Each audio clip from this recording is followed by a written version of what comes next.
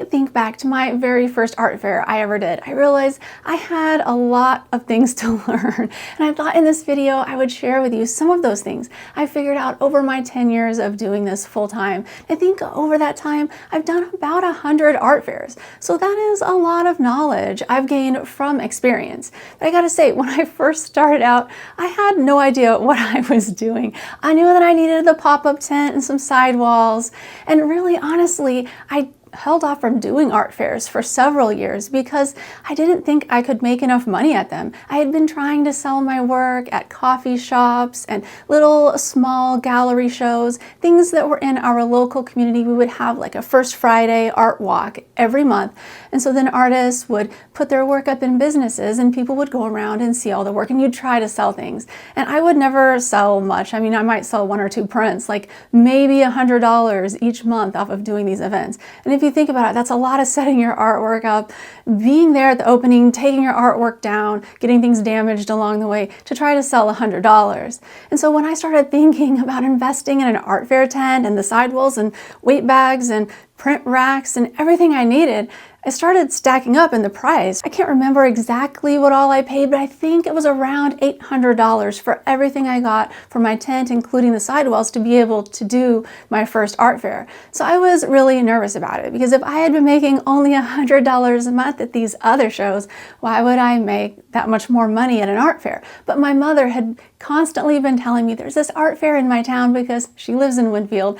You have to do this thing, all the other artists do it, and they make good money at this event. And every year when it was coming up, she was on me like, you gotta do this. It's only $40 for a booth fee. You gotta do this.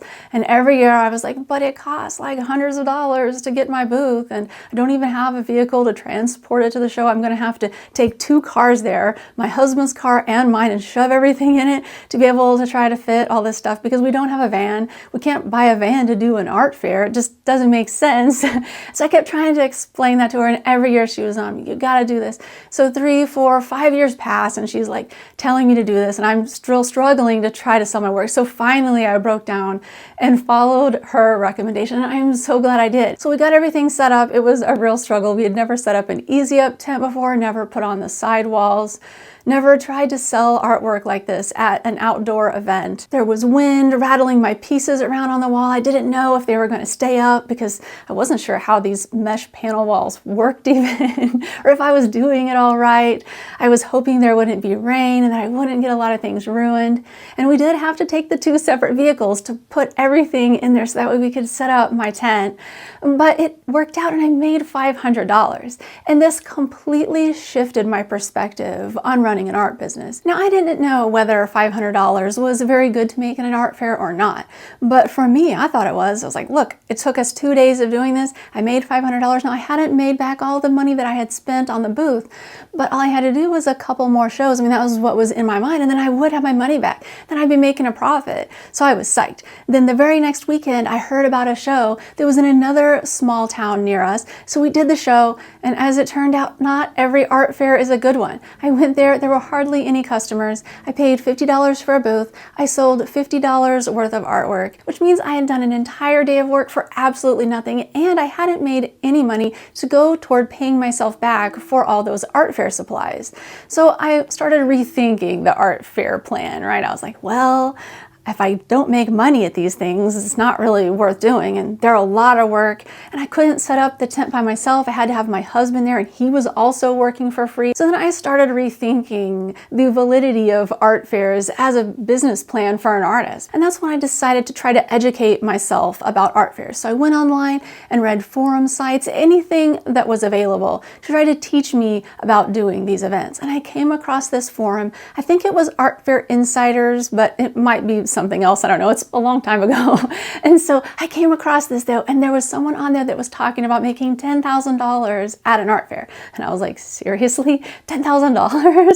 That's more money than I'd ever even hoped to make at an art fair. And honestly, I thought it was a bit of a pipe dream because the art fairs here in Kansas, I didn't think, especially the ones that I had done, they could ever result in even a $5,000 sales amount. I mean, I thought $500 was amazing, but it did help me get get a bigger viewpoint on what I might be able to do. And some of these forums were suggesting to apply to shows on Zapplication because these shows are juried, and the shows that I had been doing prior to this were not juried. They were just small town art fairs. I was like, okay, well, maybe that's the mistake I'm making. And so then I started to apply to shows on Zapplication. And any of the resources that I'm discussing in this video are linked in the description. So make sure to check that out if you want to figure out where to apply to shows or if you're wanting art booth supplies. Now, Zapplication has shows from all over the country, so I realized that I was going to have to travel for some of these shows, but I made the area that I was going to travel kind of narrow to about 6 hours from where I lived, because I didn't think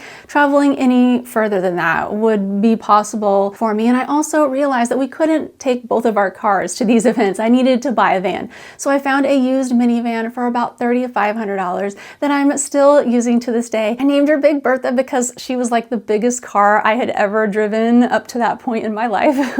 I'd also like to point out that I applied to about 20 shows and I only got into about 4 or 5 of them. And the types of shows that I was getting into on Zapplication, they were juried, but they weren't the best shows. They were the lower leveled juried shows. So some of the shows are like mid-level juried fine art fairs, and then some are like really hard to get into. These things like Cherry Creek, for instance, in Denver, Colorado, it's one of the best art fairs in the country. If they're in the top 10 or top 20 art fairs, if you're just starting out, you're probably not going to get into them. Just like the Plaza Art Fair in Kansas City, it's so prestigious. There are so many people that apply to it. Getting in is very difficult. But then there are less prestigious shows. Things like Stillwater Fine Art Fair is one of the first juried shows I got into, and that's in Stillwater, Oklahoma. It's not a very big show, but it was a fine art fair, and I did go there, and I would make a couple $1,000s at this lower level of a show. So I did lots of those shows that year. It paid off my van, all the art fair supplies, and it allowed me to upgrade to a better tent, because I also quickly realized that my pop-up tent had lots of problems.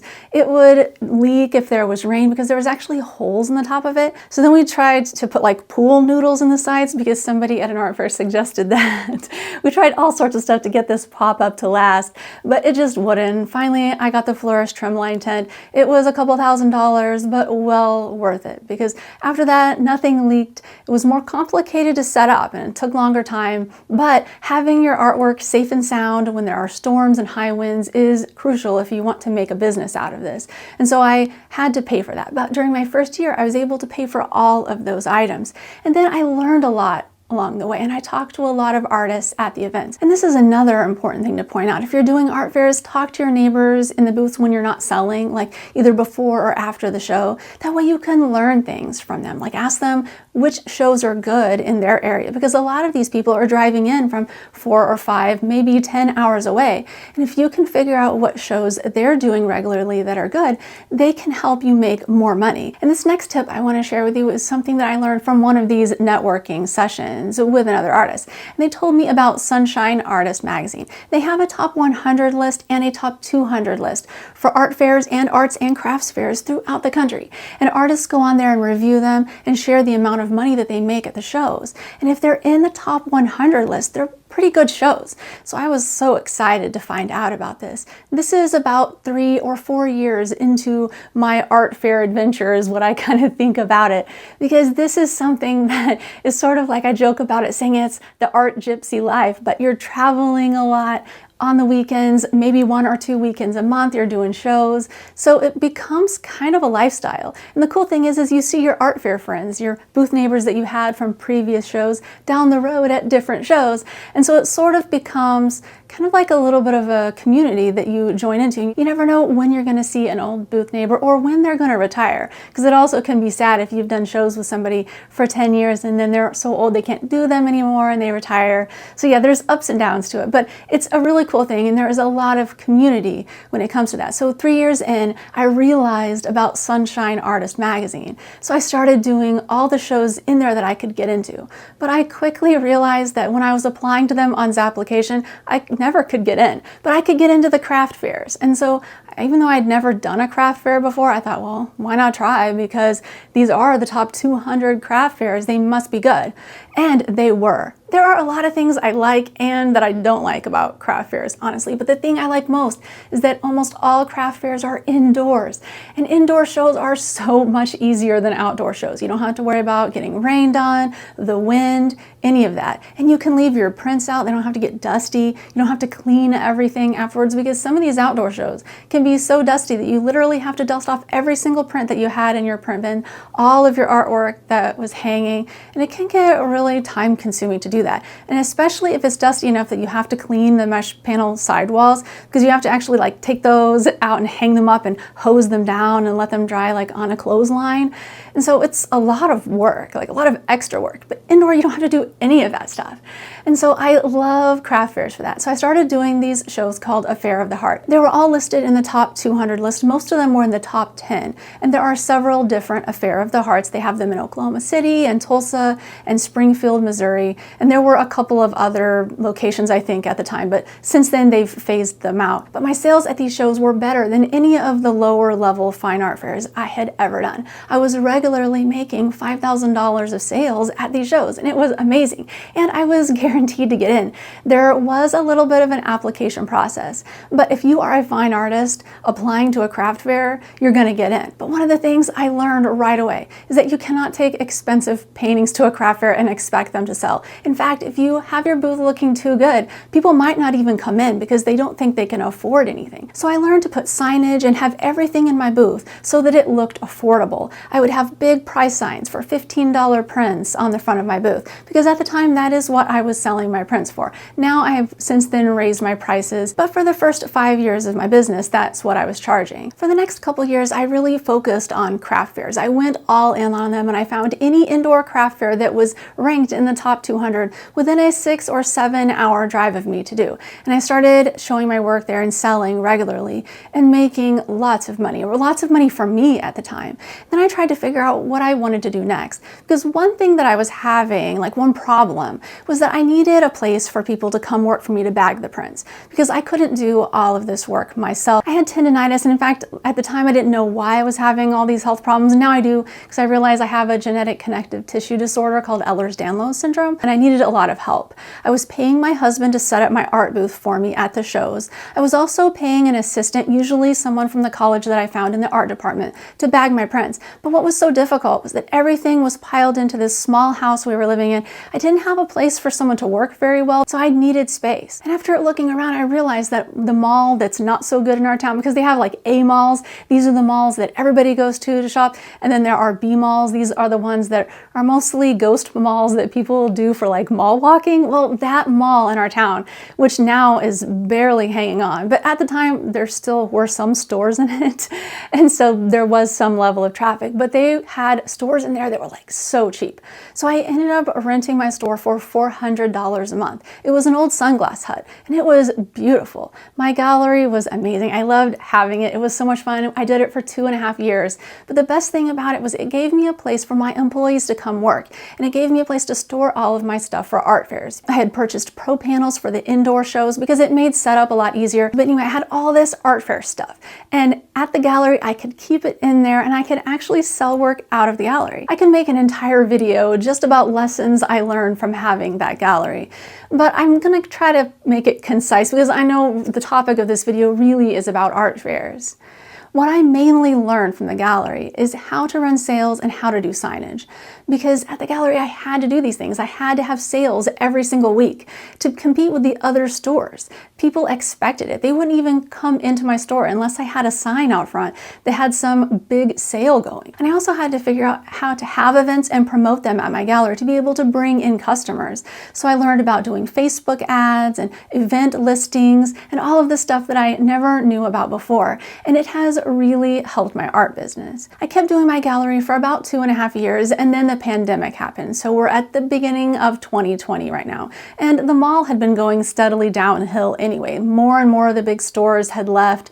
There were less and less people there. And it was very hard for me to even pay the $400 a month rent that I had because there just wasn't enough customers at the mall anymore to be able to support it. And so it was a fairly easy decision for me to stop my gallery and just shut it down when the pandemic hit. So I didn't really do any art fairs for that year or the next year. So without doing art fairs, you're probably wondering, how did I survive? Well, I sold my work online because during this whole time, I had been building a following on social media for my artwork. I had also been advertising all of my newsletter and everything to get people to sign up at every event that I had done and at my gallery. So I had quite a newsletter built up from that point from all my customers.